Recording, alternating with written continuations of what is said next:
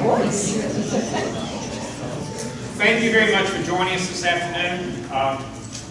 We knew we were going to have a good response, but thank you, thank you, thank you. Next time we'll use the ballroom. Just a quick information. This is a co-presentation of the Stone Creek Computer Club and the Culture Vultures. If you have not signed in, either in the front or the back, please do so before you leave. The office appreciates knowing who's here, and we like to try to track attendance.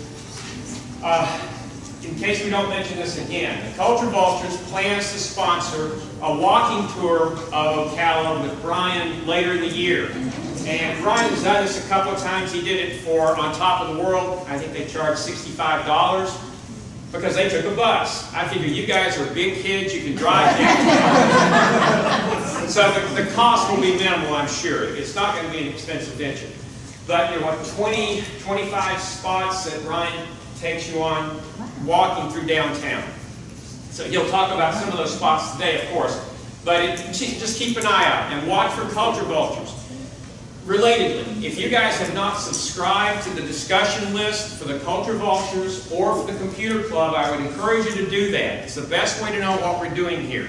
You just go to your profile on the portal, go to the discussions, and subscribe to Culture Vultures, and subscribe to Computer Club. And then when we have any of these activities, you'll get the information. We can only have Lifestyle send this out once or twice a month, so we don't always get, if we get something scheduled late, it may not go to all of them. Okay, without further ado, I'd like to introduce Ryan Stoothoff, who's the president or executive director of the Historic Ocala Preservation Society. And Brian will tell you more about that group, but he's also a retired fire chief from Marion County, Ocala. He just got back from Switzerland, and he's getting ready to go to Ireland. I mean, you'd think he'd like Ocala more. So he's bringing down chocolate and whiskey. We can talk later. And I'm sure Brian's going to tell you about some of the stuff that's out over here. You might want to look at this in nice little mementos. Also, we are creating, or we've already created, a YouTube channel for the Historic Ocala Preservation Society. And I'll post that information after today, so you have the URL. We're also videotaping this. So if you want to see it, you want to share it with friends, that video will be on the Hops YouTube channel. And I'll send those links out to you, so if you want to watch it, you can. Okay? I'd like to now introduce Brian, and on with the show.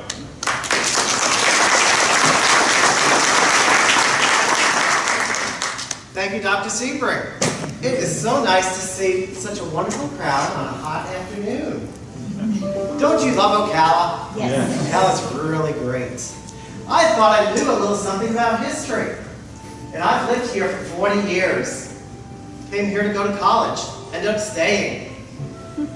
But when I became involved with the Historical Society, I realized how much I didn't know, and I'm going to share some of that with you today. On the tabletop, there are some items that we have for sale. Hops is a strictly volunteer organization. We don't charge for walking tours. So what they did at Top of the World, they charged a fee, but they got bus transportation for that, and they also got lunch. Okay? The Hops didn't see any of that money. How we survive is actually through memberships. So if any of you didn't get one of these, you're welcome to join. It is $30 per year. With that, you get a couple of newsletters per year, and we also offer discounts on items for sale. I just brought a few with us here today, and if you visit us downtown Ocala, we actually have a gift shop with more things that we offer for sale, and you get a 10% discount with membership. What I would like to do is begin by showing you just a very, very short video that was produced by PBS, and it was shown on TV a couple of times this past year.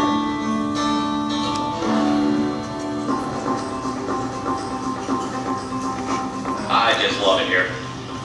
I love living in Ocala. You have a lot of recreation, you have the Silver Springs parks, you have a couple different playgrounds that are huge, you have trailheads you can go biking on. Pretty much you name it, you have it right here in Ocala.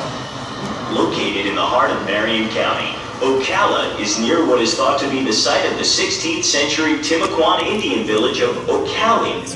Ocala's modern history is also tied to Native Americans. Fort King was built in 1827 on the outskirts of present-day Ocala, first to keep the peace, and later to fight a war with the Seminole Indians.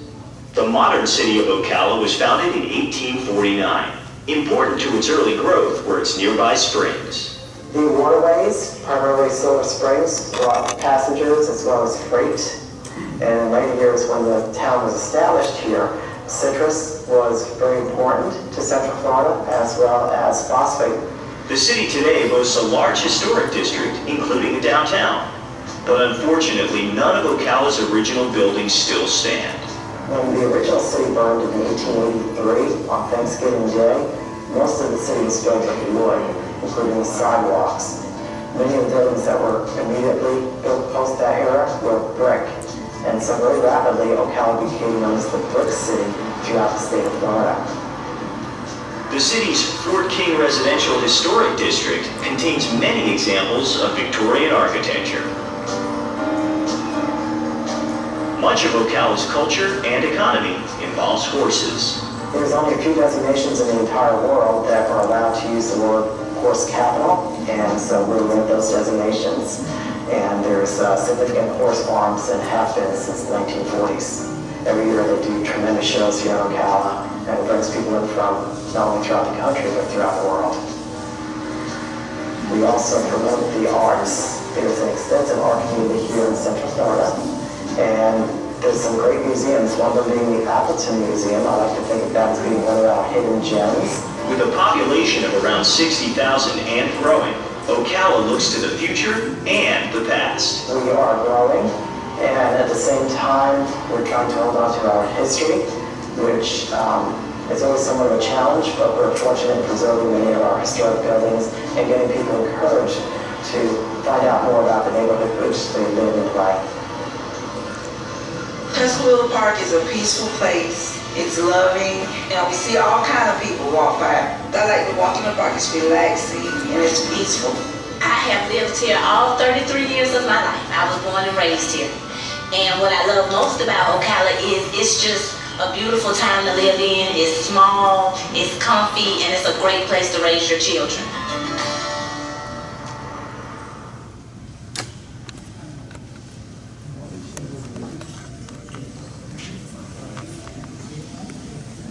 I love Ocala, but I gotta tell you, I love Stone Creek too.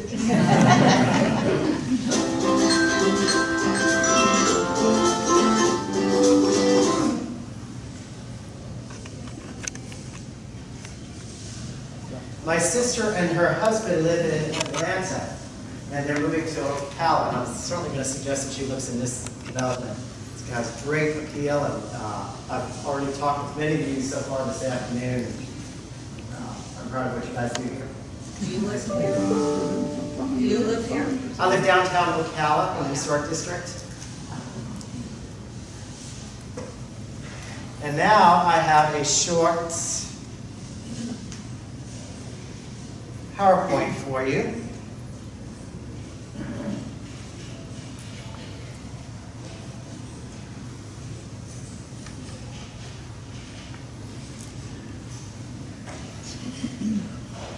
It's taking a minute to get to it. What organization decorates downtown for Christmas? City of Ocala City. does. The question was the decorations downtown at the holidays. The City of Ocala does the streets, and as far as the residential district, it's up to the homeowners to do that. But it is very nice, and if you haven't had that experience, Wonderful. starting with Light of Ocala, they'll be lit for throughout the holidays and probably into January. They do a nice job. Oh, beautiful. Beautiful.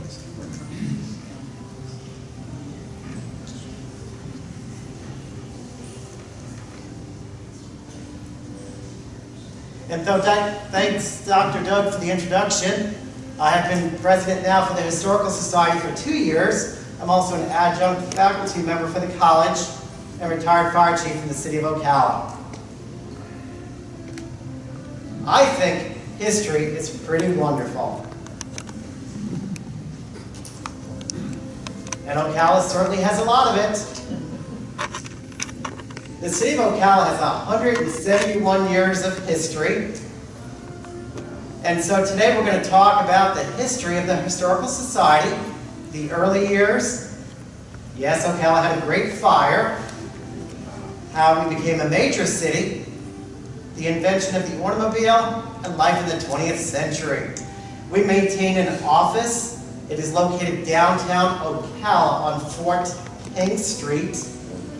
And again, we survive through donations. It helps support the funding for the house and also for the activities that we do. We support many of the major fundraisers downtown, like for the fort that's being constructed, as an example. That is the Downtown Historic District. It is one of the largest in Florida, and it encompasses 55 square blocks and roughly 300 homes. Most of the homes were built between 1880 and 1930. Our mission is to discover, conserve, preserve, and memorialize the history. Not only do we have a downtown historic district, but we also have 3 others. One of the few towns in Florida that have 4 distinct districts. We also have the Tuscarora Historic District by Tuscarora Park on the north side of the boulevard. We have West Ocala, west of Pine Avenue, and the Downtown Business District. Inside the HOPS office, I refer to as being HOPS, Historic Ocala Preservation Society. We have offices and a resource room, as well as a museum. We maintain files, that's part of our mission, of each of the properties. We research previous owners, what year it was built, and the architectural style. That is a photo of our museum. Some of the artifacts that we have throughout the years when they've done some renovations underneath our roads, they have found bricks, horseshoes, old car mirrors that date back to the 1800s. That's a postcard collection, of course. Ocala's got lots of history. Personally, I like postcards. We have some of those on display at the Historical Society. So how did HOPS come about? Anybody know? In 1980, the city had plans to widen Winona Avenue. And in order to do that, they were going to knock down many of the historic homes. And the citizens banded together. And they decided to petition the city, and that is how HOPS became formed. So we've been here since 1980. The good news, the city decided not to widen Winona Avenue, and so today we have a functioning historic district that is very beautiful. I think one of the best in Florida. Those are some of the different homes that we have downtown Ocala. The Reinauer House is on Fort King Street. Most of these homes were built in the 1880s, 1890s. I don't know if you're familiar with the Reinauer House. If you've been here in Ocala, maybe you've heard of Reinauer's department store. It was the oldest, longest running department store here in Ocala. They were established in the 1880s downtown Ocala, and they were here, of course, several moves later, but they ended up in a shopping center, and they finally had to close about 16 years ago. But they were in business for more than 100 years, and this is where the Reinauers lived. The Dunn House, also on Fort King Street, and if the name Dunn sounds familiar, think Dunellen. Mr. Dunn was a wealthy merchant, and he got involved when they discovered phosphate back in the 1880s, and he invested in it. Made him more wealthy. Okay? And in fact, so much so that they named the town of Dunellen after him. And this is his house where he had lived. Today it's a State Farm real estate agent, but she also lives in the home that's right by City Hall downtown. This is an example of what you can expect inside the homes downtown. This one here is typical 12-foot ceilings, hardwood floors. That's just the entranceway. That's a typical living room. Again, 12-foot ceilings, fireplaces, hardwood floors, character that I wouldn't part with. I love new construction, but I gotta tell you what, it would be a hard time for me to sell my house downtown. They don't build them like they used to. That's a typical bathroom. The clawfoot tub is original to the house. Bathrooms, if you think about it, were pretty modern. They were added to the homes in the 1920s. Before that, you had the outside ribbing, the outhouse. Unfortunately, homes such as this one has preserved the history. They preserved many of the original faucets and certainly the bathtubs. Do you know what that is? It's an electrical fuse box. Most of these homes were built before plumbing, and they were built before electricity. In this particular house, it was built in 1890, but it didn't get electrified until 1909. This was a functioning fuse box up until 20 years ago, when the owners bought the house, they renovated it, upgraded the electrical system, and so now they have actually a fuse box, circuit breakers, right? In the fuse box they serve for prosperity. Does anybody know what this is?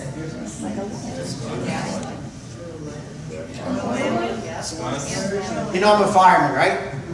Was a fireman, right? It's a fire extinguisher. That's what they looked like at the turn of the century, turn of the last century. In 1900, they were hand-blown glass. They would hang in structures. In the event of a fire, it would melt a bracket, which would drop it into the fire. Probably not too effective. But they make nice showpieces today, right? This year, we are not doing a Christmas tour of homes, but we will in the spring. It's going to be called the Spring Heritage Tour. We will have many homes open downtown, open to the public, and it will be on Saturday, March 3rd. Tickets will be available. You can certainly go to our Facebook for more information. You can go to our website. You can give us a call. Tickets will be cheaper if you buy them in advance. And you can follow us on Facebook. If you do Facebook, go to 2017 Historic Ocala Preservation Society, and actually I post things on a weekly basis, such as old pictures of Ocala. So let's talk about progress. That is State Route 200 in 1968. Roughly located where the Starbucks is today on 27th Avenue. At that time, it was a 2-lane road. And it was surrounded by horse farms. And it wasn't too much different when I moved here in the 1970s. In the 1970s, there was not much on 200 except for the college. 17th Street, if you're familiar with downtown, 17th Street, 200, was a stop sign when I first moved here. Let's talk about the early years. Did you know that man was here 6,500 years ago?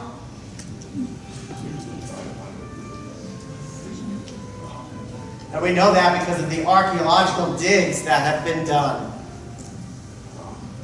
These are actual photographs, all from Ocala. So those skeletons were found here. And actually Ocala's history includes in the 1500s, the 16th century, when the Spanish explorers came through central Florida, including Fernando de Soto in 1539. Am I too loud, too soft? Can everybody hear me?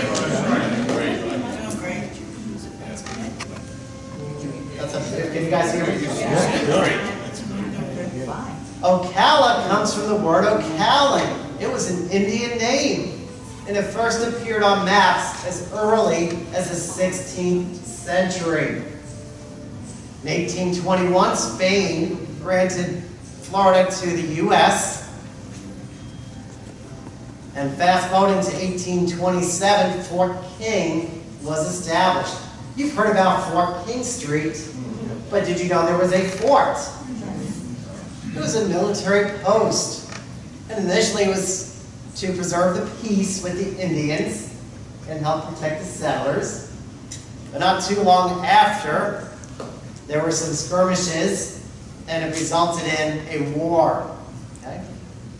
But the fort here existed for many years until the 1940s. The Seminole Indian Wars. There were two, but the second war lasted 7 years, 1835 until 1842. The U.S. government was trying to force the Indians to leave Florida and go to Oklahoma. Anybody from Oklahoma? The Fort King site, up until recently, was just a place of land. But now they are reconstructing the fort. It is east of 36th Avenue, and it's certainly worth a visit. There are plans to totally reconstruct the fort. That's one of the many projects HOPS supports. We gave them a donation last year to help them with their efforts. Florida became a state in 1845. And soon after, by 1850, the entire state only had 87,000 people. The city of Ocala was established in 1846. In the late 1840s, goods were transported by riverboat. You're familiar with Silver Springs, but certainly Central Florida is blessed by many rivers, such as the Ocala, right? And that was why the Indians came here. They had an abundance of fresh water.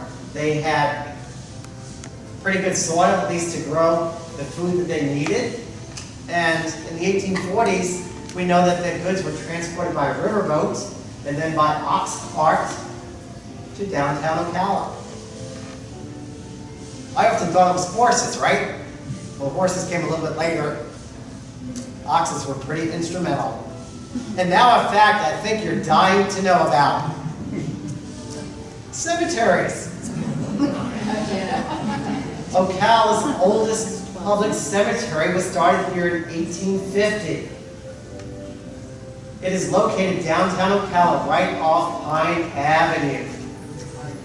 Not far from the courthouse. It's at Northwest 8th Street. Typically you don't go down the road, typically you don't know it's there. One of the things that we may do on a walking tour or a driving tour is to go visit. And that's also a project supported by HOPS. In the past we have provided some financial work needed for restoration, and also occasionally we go in and help clean the city, help the city clean up the park and also the cemetery. Did you know that University of Florida was located here? Who's a Gator fan? Anybody? University of Florida was established here in 1852. And it existed here for quite a few years until it finally went to Gainesville. Ocala's got a lot of history. It was actually located downtown by the post office. In 1852, Ocala consisted of 3 large hotels, a courthouse, and stagecoach lines, right? Largest newspaper office in Florida. Ocala was a rapidly growing city. We only started it in 1846. So all this was done in just about 6 years, right? There was a hotel downtown Ocala. It was actually started here in the 1840s. It was called the Ocala House. It actually survived downtown for more than 100 years. It was located on the east side of the square. Today there's a vacant lot there where they're going to build a new hotel. I think it's pretty ironic. For 100 years there was a hotel there, and guess what they're going to build there now? Another hotel. That's progress. Well said. It was destroyed in the 1883 fire and rebuilt. And if you were to have dinner there in 1899, that's what your menu would look like. It's a little hard to read up there, but pheasant and some other pretty amazing things on the menu. Wild geese. Does it give prices? I don't think there's prices on this one. Must be the ladies. Stagecoach. All of these photos are over Ocala, remember that. This is Marion County. Stagecoaches at the time were drawn by 4 horses. Now imagine, close your eyes, close your eyes. Think about the mid to late 1800s. Most of the time Florida's pretty hot, isn't it? Let's think about what you were wearing. For the gentlemen, you had all year long a long sleeve shirt. And if you went out in public, you always had a long sleeve woolen coat. And you probably had a hat, right? And if you're a woman, what did you get to wear? Probably a layer of several of petticoats, and then a hoop skirt, and not much ventilation even in the wintertime when it was cold, right? And that's what you dressed with probably 12 months out of the year. High collars. And if you were traveling by stagecoach, you can open your eyes now. Think about stagecoach. Let's think about the dirty, dusty, sandy roads. It was not too smooth. And it was probably worse when it was raining. And it was very seldom that you traveled more than 30 miles in a day. By 1852, Florida's springs became a major tourist attraction. And who do you think attracted? Northerners. That's progress, right? I grew up in New York, so I can't say a whole lot. Silver Springs. It's always been a very popular destination. Photo of steamboat travel. By 1860s, they still used riverboats primarily for goods, things that had to be transported, but then riverboats came into fashion and transported people. Actually, what I've read, the accommodations were quite luxurious. If you can afford it, you actually got a stateroom that had an individual toilet, right?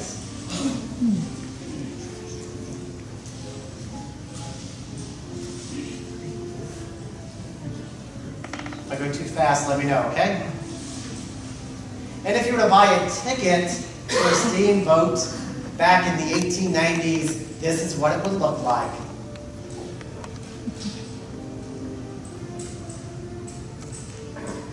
This is one of my favorite photos. Think about the size of that gator. It's hard for me to judge, but in just looking at this, I'm thinking he's probably 20 feet. Well, just like today, I think they sold it for certainly a food source, gator tail, things like that. And they probably also used, I would think, some of it for, probably not purses, but maybe shoes and things like that. So another fact, did you know there were 600 people in the city of Ocala in 1870? true. Actually, it went down after the Civil War. There were wall people here prior to the Civil War. Famous people, can you name these photos? President Roosevelt, Theodore. Ulysses Grant, President Grant. Mary Lincoln Todd. And Thomas Edison. Very, very good. And Johnny Weissmuller, right? Tarzan. First John Travolta lives here, right? Anthony. W.C. Fields. Olympia Dukakis. Elvis Presley. And certainly many more. Does anybody know? That's Sherry Sherry. Grant. Sherry Grant. Lived in Ocala, downtown, on the square for many, many years. The Coppertone girl. Sherry Irwin, that's who the model was, and she's our spa director, and her mother painted her. Wow. And her mother was Joyce Valentine. Very good. Outstanding. Yes. I have a copy of it in my house. Thank you for sharing. The railroads came to Ocala in 1876, and it dramatically changed our lifestyle. It brought many more passengers and visitors to Ocala.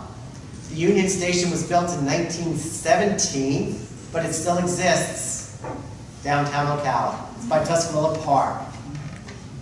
Today it's being turned into an artist's studio. Another shot of the Union Station from the 1920s. Fact, by 1880, Ocala had more schools than in any other county in Florida. Yay! 8th Street Elementary School. Have you heard of it? Downtown Ocala on Southeast 8th Street. It is the oldest continually operating school in the state of Florida. Built in 1914. I had the pleasure to be there doing a fire inspection some years ago when they were renovating. They did a nice job. They historically put it back pretty much to the way it was. But during the renovations while I was there, the original hardwood floors, they took out some of the drop ceilings, they took out some of the newer sheetrock. You know what was behind the sheetrock? The original blackboards. We're old enough, we know what blackboards are. Of course, kids today, what? They have dry whiteboards. They don't even know what a blackboard is anymore, huh? They had the original blackboards and the wooden ledges like this. That was for the chalk.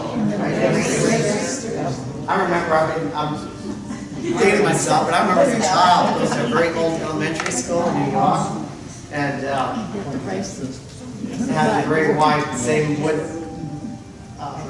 tray there, a ledge that had the chalk and everything. And at the end of each day, you'd have to go back out the erasers, right? Kids things miss out. Things kids miss out on today, right? Okay. Let's talk about telegraph service. Came to Ocala in 1867. When was telephone invented? Anybody know? Alexander Graham Bell? 1878, right? And Ocala service began in 1890. Still pretty innovative at the time. If you look at the photograph on the left, that is where the telephone office was located, on the 3rd floor. The photo on the right shows the same building in the 50s. It's downtown on the square. The building still exists.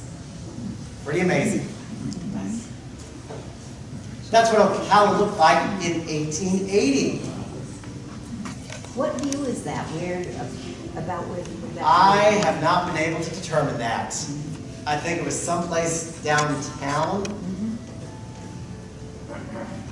but I'm not sure where.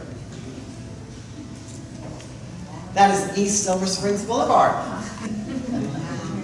Looks a little different. At that time, it was called Ocala Avenue. State Route 40. In 1883, the city limits were expanded. They started with a 10 square block area. By 1883, it was expanded to 1 square mile in each direction. Today, the city encompasses 49 square miles. The majority of the structures in the early 1800s were wood. This shows the west side of the square. The building on the left was the predecessor of the Ocala Star Banner. And if you notice, it's a little hard to tell. The buildings were of wood, but so were the sidewalks. So what do you think happened? As in all great fires, they occur, including one in Ocala. This one happened on Thanksgiving Day.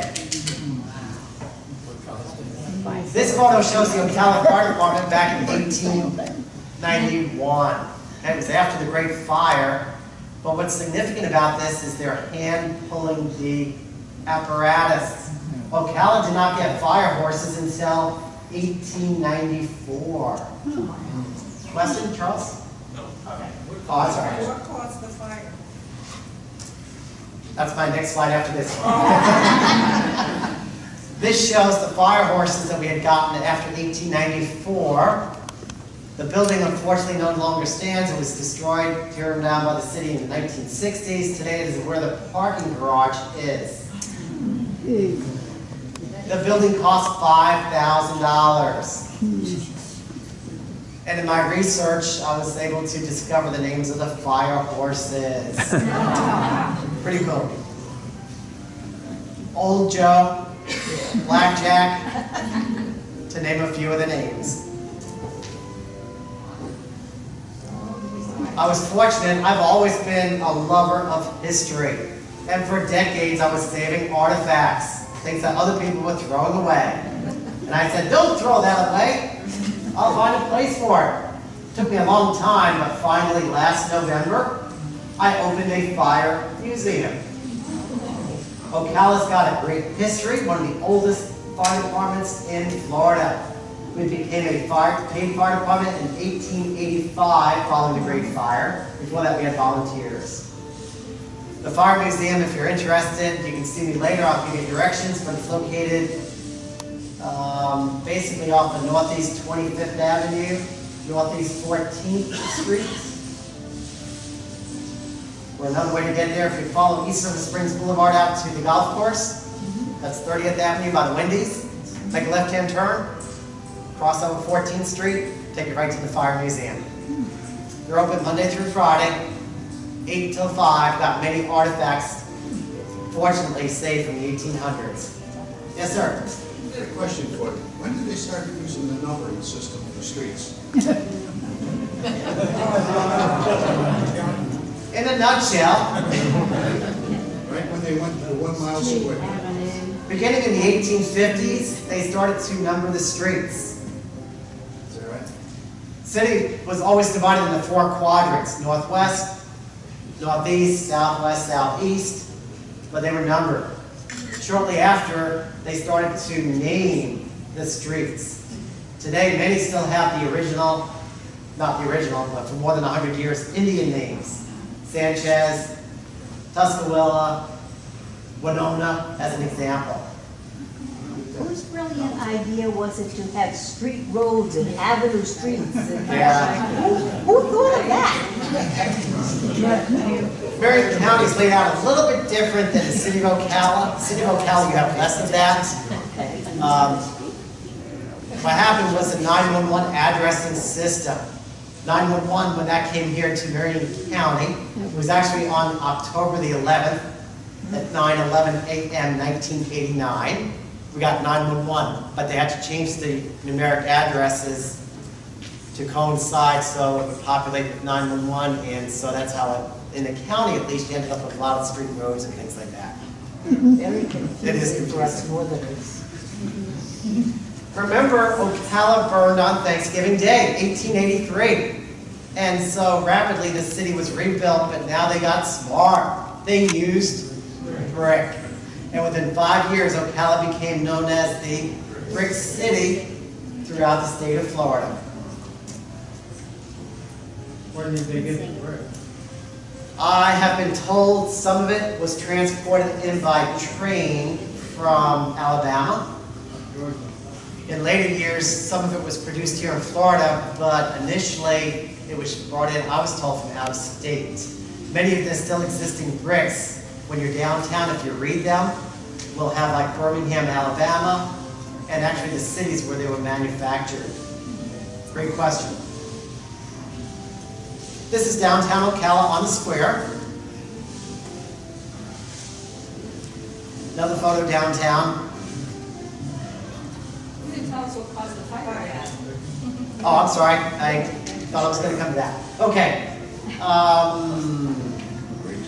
The Great Chicago Fire. How did that start? This is O'Leary's cat. This is O'Leary's lantern. She had a cow. That's a rumor.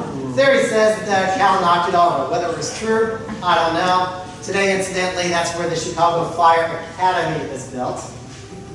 Anyway, Ocala. Ocala's fire in 1883 started with a lantern. There was a hardware store on the corner of Silver Springs Boulevard and First Avenue, and they theorized on the second floor they had 2 workers sleeping upstairs. One of them knocked over the lantern. Quickly the fire grew, and it ended up burning 5 square blocks. And that's how we ended up getting a paid fire department. Did people lose their lives in that fire?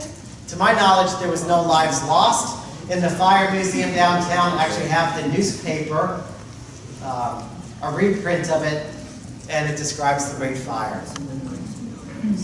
It doesn't say anything about injuries, but as far as I know, there were no fatalities. Now, if you go downtown Ocala, the first 4 buildings that were built following the Great Fire, one of them is still standing. Do you recognize it? Yep. It used to be the Melting Pot. Today they call it Brick City Southern Kitchen. It's on the corner of the boulevard, on the west side of the square, built in 1884. Gauze & Son. Today it's been renovated. It certainly doesn't look anything like its former day, but the building is original.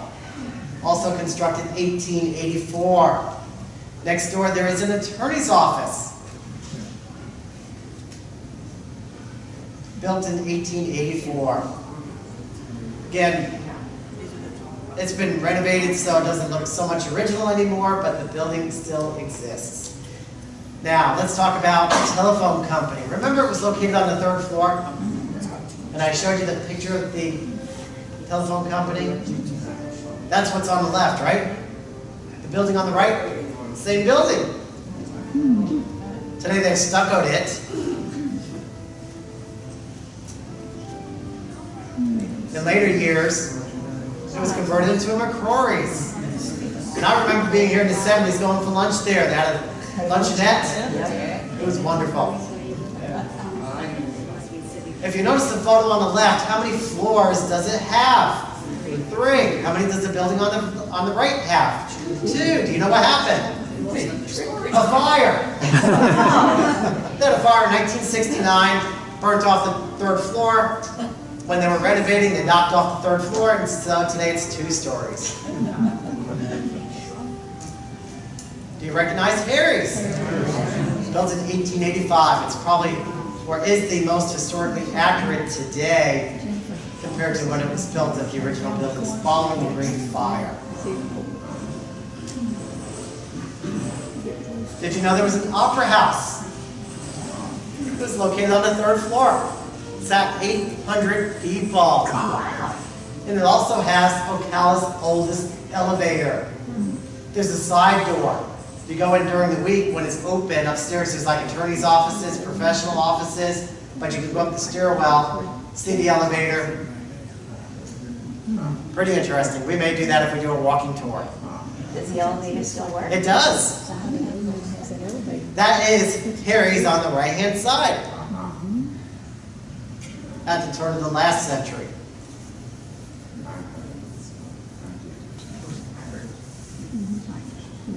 Originally there was a drugstore. If you go into Harry's today and look at the floor, right at the front door, it says drug company. That is the First National Bank. It's where the former Starbucks was on the downtown square, built in 1886.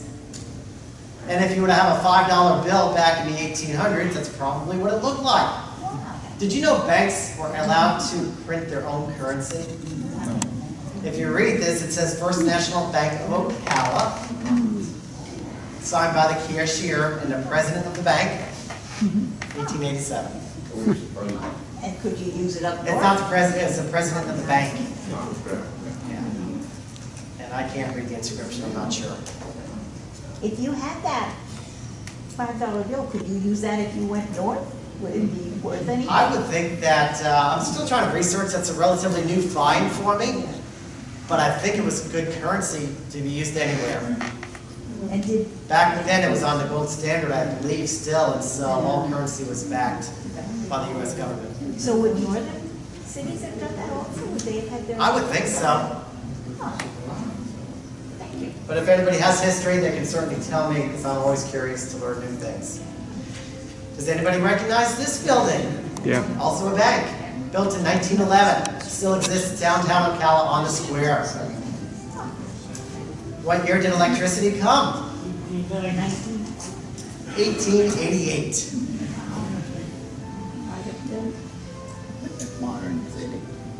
The reason I like this photograph, it shows some of the street lighting that was hung from wires, right? Electric light. Where was the electricity being generated? There was a plant located on today's Southeast 3rd Street in the vicinity of like Winona Avenue, and then there was also a power generating station which is on the backside of, today they call it, help me out, do you remember, Doug? The incubator, downtown by the farmer's market. And I think that was built around 1912. They were gasoline powered engines. I am not sure. Good question, I don't know.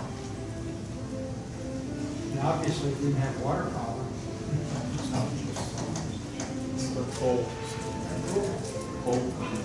May have been coal, not sure.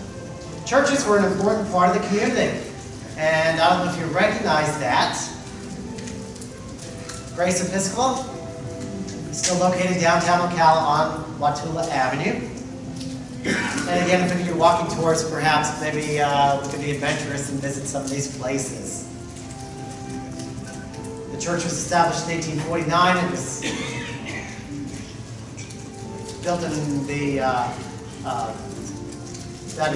same church was built in 1880.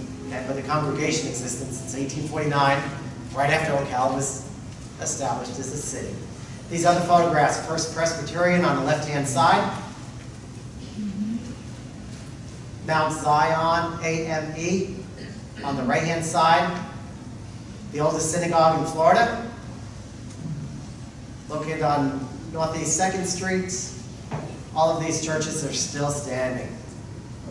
Still in use? They're still all in use, except for the synagogue is no longer a synagogue, but I believe it's still used as a Bible church or something to that effect.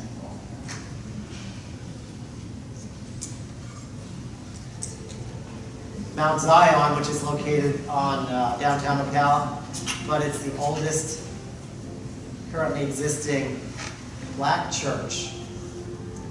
Ocala had a very large black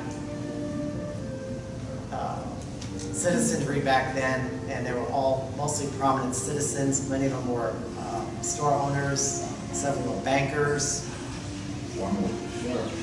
Was the sheriff. Dawson, I believe his name was. You are correct. That shows a wagon shop. It was located downtown Ocala, 1st Avenue and East Silver Springs Boulevard. And so what do you think the major sources of income were?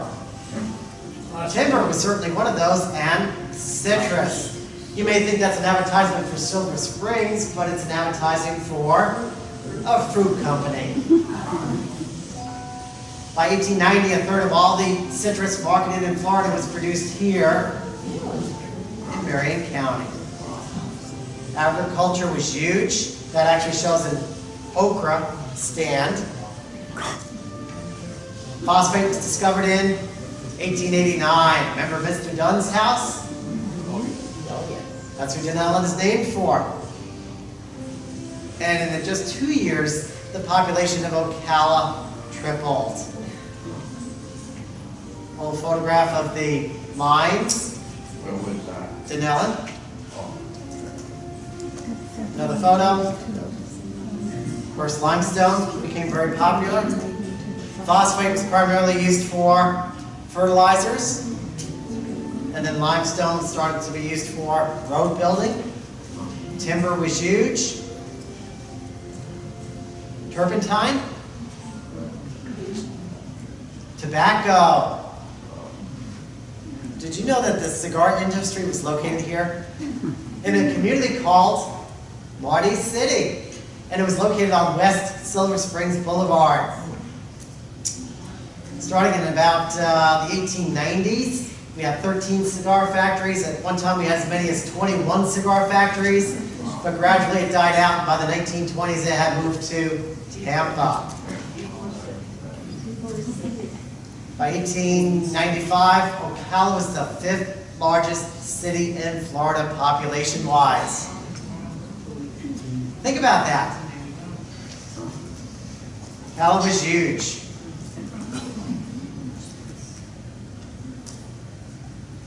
A trolley line actually ran from the city to Marty City, which was located just roughly where Southwest 27th Avenue is today. And on the left shows a cigar factory. Did you know Ocala was almost the state capital? What happened? In the 1890s, there was a large push to relocate the capital here. Didn't happen, but it was a nice thought. Would have made sense. Ocala is sort of geographically the middle of the state. We're about halfway between the East Coast and West Coast. Perfect spot. Yep.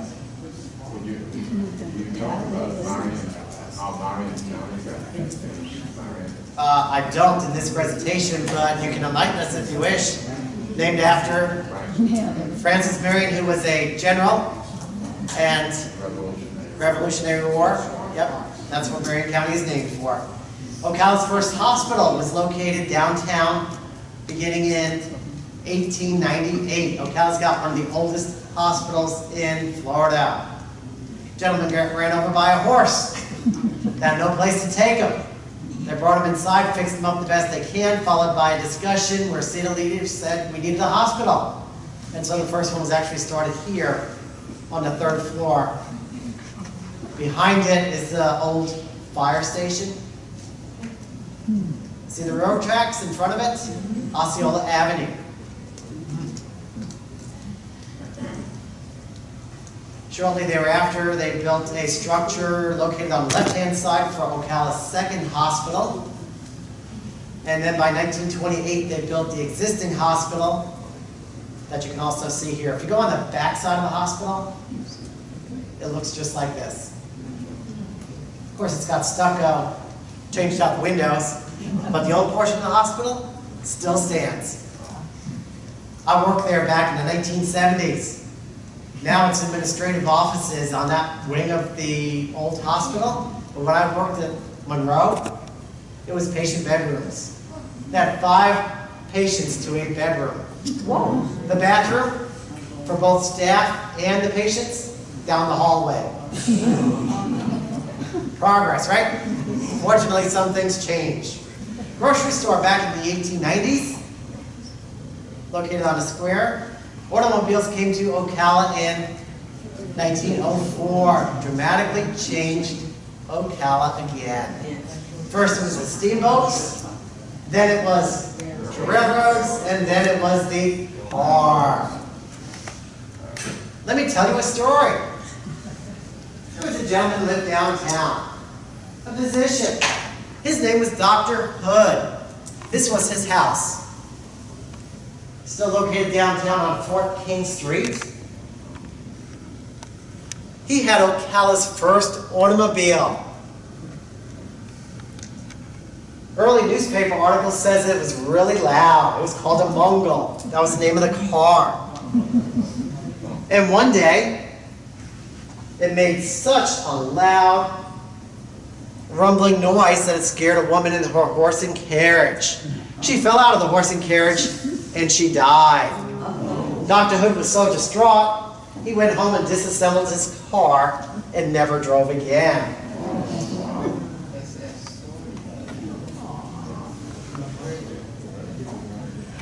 That's planned road construction in the 1920s. Photograph, remember all these photos of Ocala.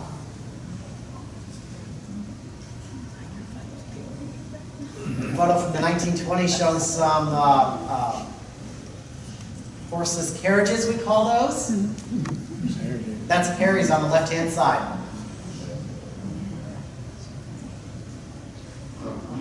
Fort King Street. And if you go downtown, that's located on Winona Avenue, is that intersection. All of those houses still remain. If you went to a gas station, that's what it looked like.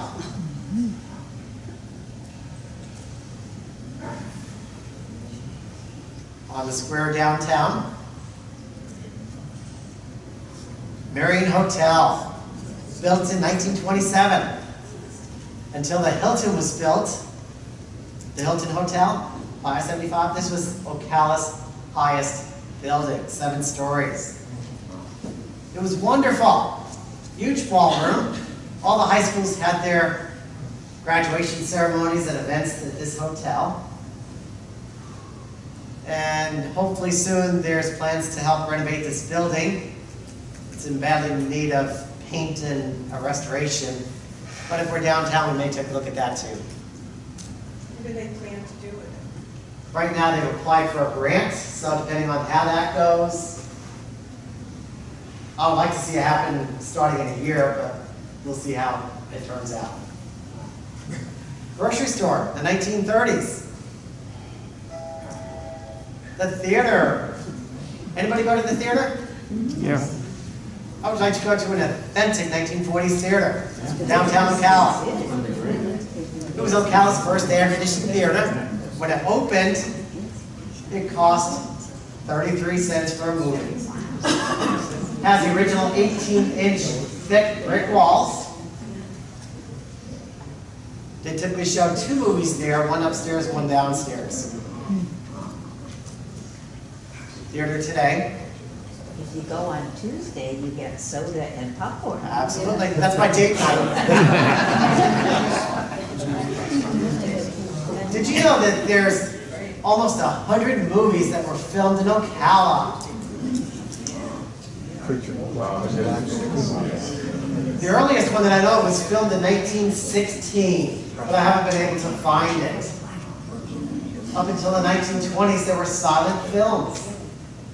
And then they started with the talkies. The Yearling. At least 6 of the Tarzan movies. Creature from the Black Lagoon, they're all classics. If you've never seen them, you may want to. And of course, Elvis Presley. Elvis Presley was here to film a movie. In 1926, W.C. Fields was here. He produced a film called It's the Old Army Game. It's a silent film.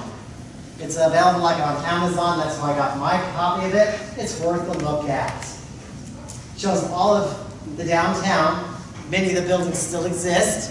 And much of it is filmed actually inside of, I refer to as being Harry's Restaurant. That's what you know of it as today.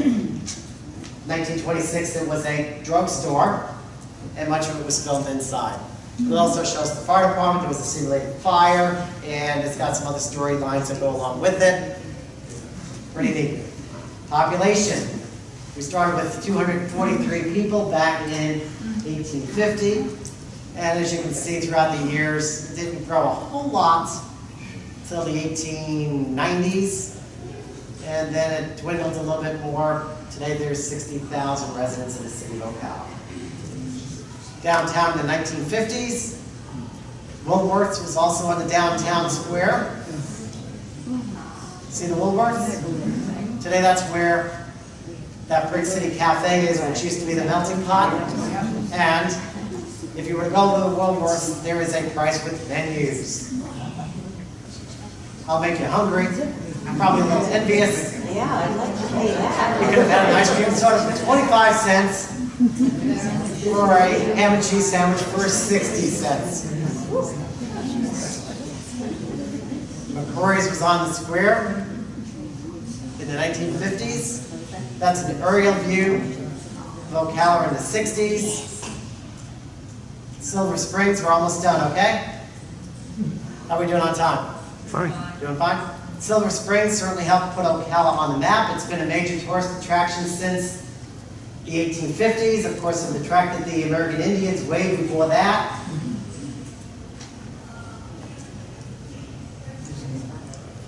It remained a popular tourist destination for more than 100 years. What happened in 1971? Disney came into Orlando. Still brought people to Florida, but not so much in Ocala.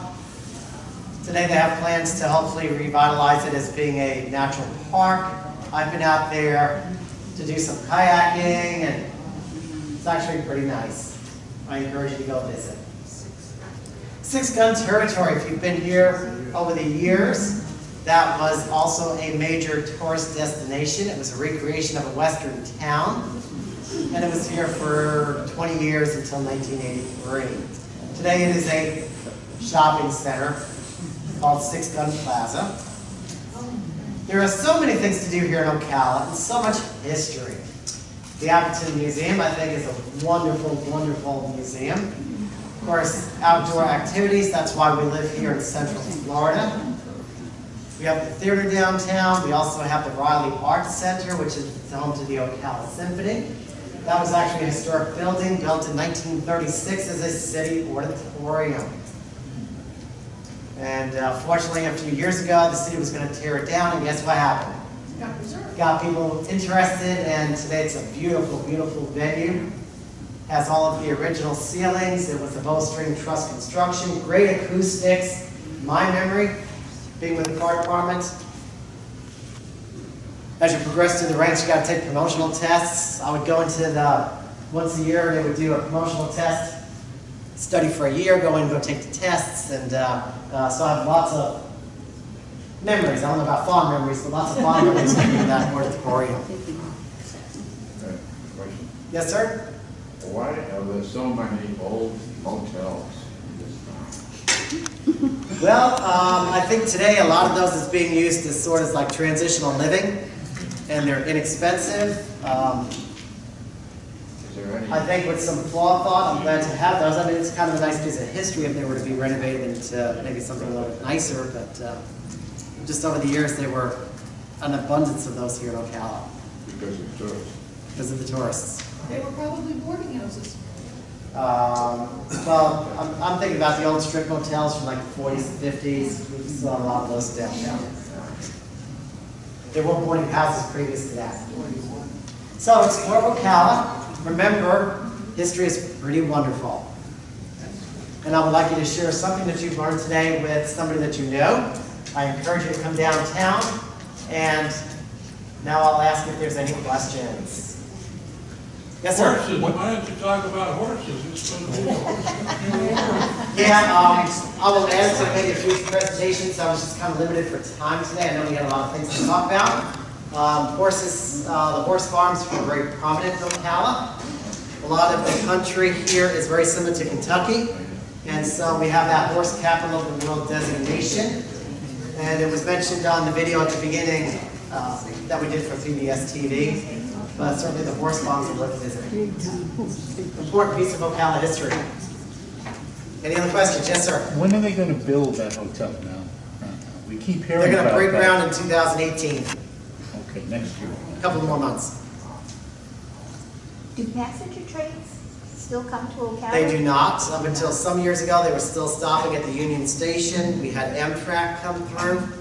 And then, for whatever the powers that be said, there was not enough money here in Ocala, so they still pass through. They do not stop in Ocala any longer. There's actually 3 train stations here back in the by 1900, from 1876 to 1900. One of them still stands. Are there riverboats still that go? There is not. Any other questions? Is there a train station in Ocala that people can come up from Miami on a train this way? It passes through Ocala, but does not stop in Ocala.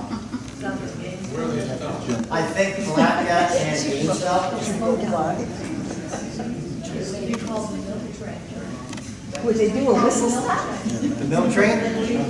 Yes, if we go up to Frolic from Miami to Gainesville, and we get there like 4 or 5 o'clock in the morning, our dates would pick us up. I can remember that well.